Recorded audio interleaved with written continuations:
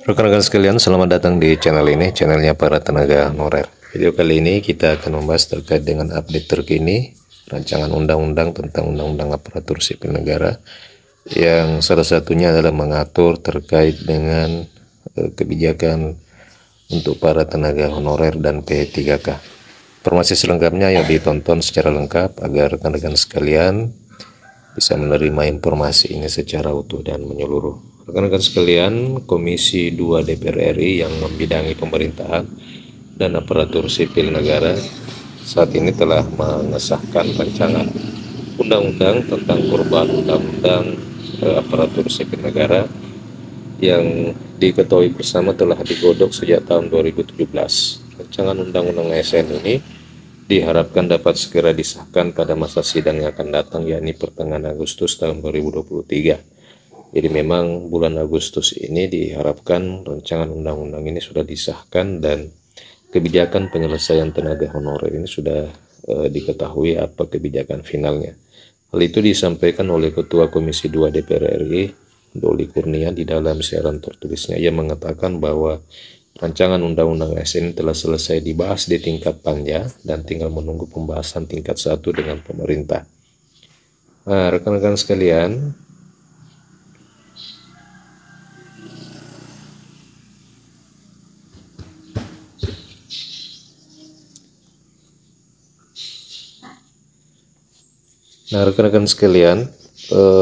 pembahasan rancangan undang-undang tentang perubahan undang-undang aparatur sipil negara ini memang telah berjalan cukup lama, yakni dari tahun 2017 hingga tahun 2018.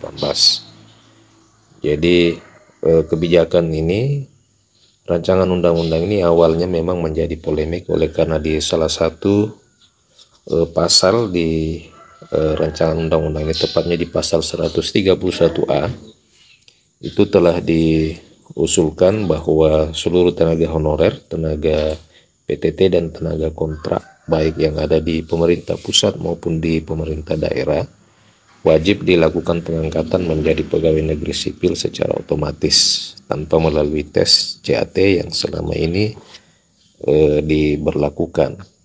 Jadi ini menjadi polemik oleh karena memang pengangkatan honorer menjadi PNS secara langsung ini itu disambut baik oleh 2,3 juta orang tenaga honorer, akan tetapi kenyataannya usulan ini ditolak mentah-mentah oleh pemerintah oleh karena alasan kemampuan anggaran dan kompetensi dan beberapa hal lainnya. Nah, akhirnya di pembahasan terakhir, ternyata rancangan undang-undang tentang perubahan undang-undang aparatur sipil negara melahirkan satu opsi untuk penyelesaian persoalan tenaga honorer. Opsi tersebut adalah mengangkat tenaga honorer menjadi P3K paruh waktu.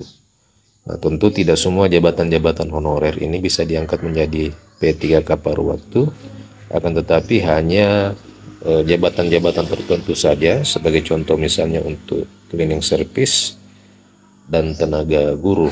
Nah, jabatan ini diramalkan dapat diangkat menjadi P3K paruh waktu. Salah satu kelemahan dari P3K paruh waktu adalah memiliki gaji yang lebih sedikit dibandingkan dengan P3K full time. Akan tetapi kelebihannya, P3K paruh waktu ini memiliki jam kerja yang lebih rendah daripada dengan P3K full time atau pegawai negeri sipil. Jika P3K full time dan pegawai negeri sipil itu memiliki jam kerja 8 jam setiap harinya, maka P3K paruh waktu akan memiliki jam kerja maksimal 4 jam saja, sehingga sisa waktu itu bisa digunakan oleh rekan-rekan P3K untuk mencari pendapatan lainnya di luar statusnya sebagai aparatur sipil negara. Nah, tentu dengan disahkannya rancangan undang-undang menjadi undang-undang aparatur sipil negara ini setidaknya memberikan kepastian tentang status tenaga honorer, termasuk dengan kebijakan-kebijakan umum lainnya terkait dengan aparatur sipil negara. Nah, mudah-mudahan saja apa yang dikatakan oleh Ketua Komisi 2 DPR RI ini Doli Kurnia yang ingin mengesahkan rancangan undang-undangnya di pertengahan Agustus itu betul-betul terlaksana, sehingga kita semua bisa mendapatkan kepastian terkait dengan status yang kita emban saat ini, khususnya kepada rekan-rekan honorer teknis administrasi. Nah, rekan-rekan sekalian, demikian informasi terkait dengan update terkini rancangan undang-undang tentang perubahan undang-undang aparatur sipil negara. Semoga bermanfaat bagi rekan-rekan. Ayo yang belum subscribe channel ini silahkan di subscribe terlebih dahulu agar rekan-rekan sekalian terus mendapatkan update-update terbaru, informasi kebijakan terkait dengan honorer dan aparatur sipil negara lainnya. Terima kasih rekan-rekan telah menyaksikan. Sampai jumpa di video berikutnya.